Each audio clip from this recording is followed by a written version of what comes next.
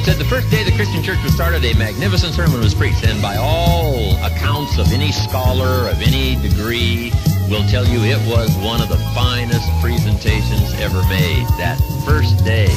And it was preached to a multitude. But it said here was part of the mystery.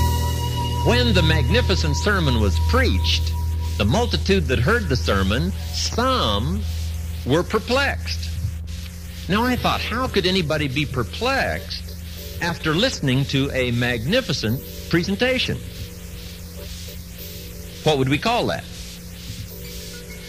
A mystery. Isn't that a mystery? Evidently, they are the perplexed. It probably doesn't matter who's preaching, right? They're the perplexed. Now, it said some that heard the sermon, mocked. They mocked and scoffed, and I thought, how could anybody mock and scoff at a sincere, magnificent presentation? What would we call that?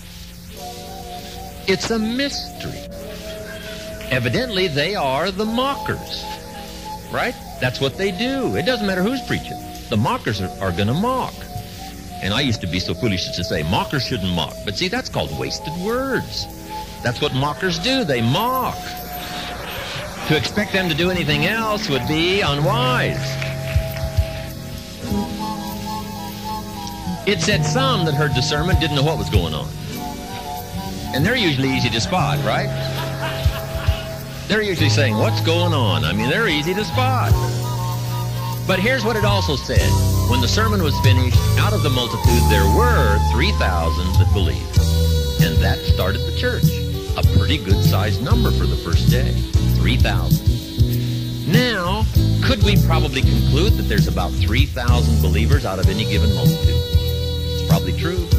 It didn't tell us what the dimensions of the multitude were, but I'll bet you that there's about 3,000 believers out of any given multitude. Now, interestingly enough, there didn't seem to be any further instructions on how to unperplex the perplexed. As far as we know, they left them perplexed.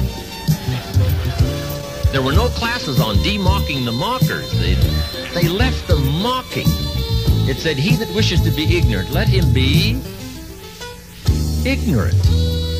Right? You say, well, how are you going to get some more believers? Very simple. It's a mystery, but here's how it works. You preach the story to another multitude. Okay?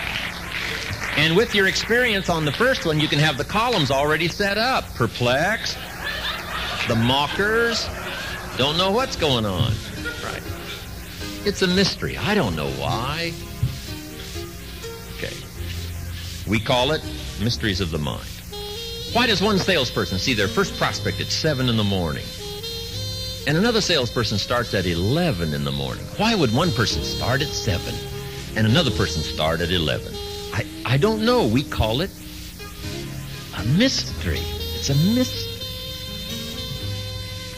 Here's what we do learn in leadership, though. Good people are found, not changed. If you want believers, you just must go find them.